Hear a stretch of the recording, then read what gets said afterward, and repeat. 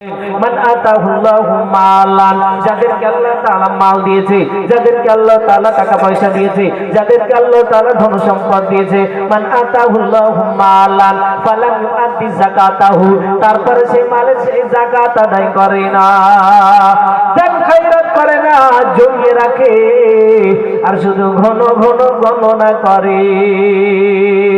মুত্তিলা লাহু মালুহু ইয়াউমাল কিয়ামাতি সুজান, কিয়ামতের দিন সেই মালকে নেড়া সাপ বানানো হবে।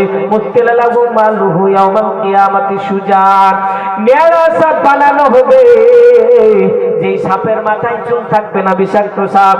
সুম্মা ইউতাব্বাকুহু ইয়াউমাল কিয়ামাতি, কিয়ামতের দিন তার গলায় বেড়ি পরানো করে পরিয়ে দেওয়া হবে।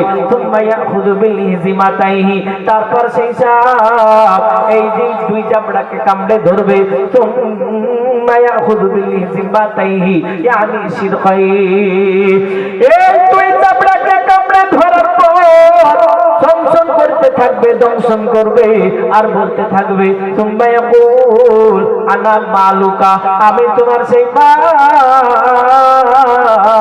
যে মালের তুমি যাকাত আদায় করনি, যে মালের তুমি দান খয়রাত করনি, জমিয়ে রেখেছিলে। আনা কানজুকা, আমি তোমার সেই খাজানা, যে খাজানা তুমি আল্লাহ তাআলার রাস্তায় খরচ করনি। তুমি মনে মনে ভেবেছিলে আমি যদি দান খয়রাত করি সন্তান ছেলে মেয়েরা ভাগে কম পাবে, আমি যদি দান খয়রাত করি ফকির হয়ে যাব, গরিব হয়ে যাব। সেই দিন এই সাপের মতো রূপ ধারণ করবে এবং তার গলায় বেড়ি পরানো করে পরিয়ে দেওয়া হবে। সুম্মা ইয়াখুযু বিল হিজমাতাইহি ইয়ানি শিরকাইহি, এই দুই চামড়াকে কামড়ে ধরবে আর তাকে দংশন করতে থাকবে আর বলবে আনা কানজুকা, আমি তোমার সেই খাজানা, যে খাজানাকে তুমি জমিয়ে রেখেছিলে। কিয়ামত পর্যন্ত তাকে এইরকম ভাবে দংশন করতে থাকবে। রাসূল করিম সাল্লাল্লাহু আলাইহি ওয়াসাল্লাম বলেন, যদি চারটে জিনিসকে বন্ধু বানাও তার মধ্যে কবরে, তাহলে তোমার সঙ্গে কিন্তু থাকবে।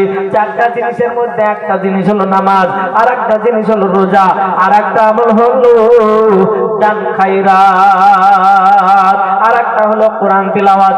এই দান খায়রাত যদি আমরা করি, সাদকায়ে জারিয়া, কিয়ামত পর্যন্ত আমরা জারি পাবো, সাদকা করার নেকি পাবো।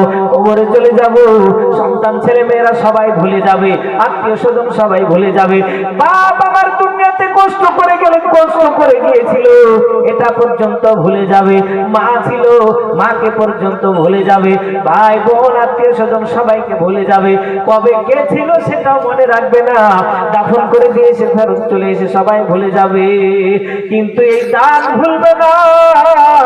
এই দান আপনার সঙ্গে সেই দিন দাঁড়িয়ে যাবে, আপনার পাশে এসে দাঁড়িয়ে যাবে আর বলবে এই ব্যক্তিকে কোন রকমের আযাব দেওয়া যাবে না, এই ব্যক্তিকে দংশন করা যাবে না। সাপ যখন ছবল মারতে যাবে, দংশন করতে যাবে, তাকে কিন্তু আযাব দিতে পারবে না। এই দান তখন ঢাল হয়ে দাঁড়িয়ে যাবে।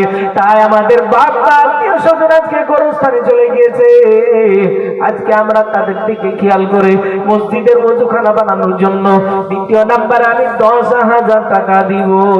এইরকম যুবক ভাই বলি যে 10,000 টাকা দাতা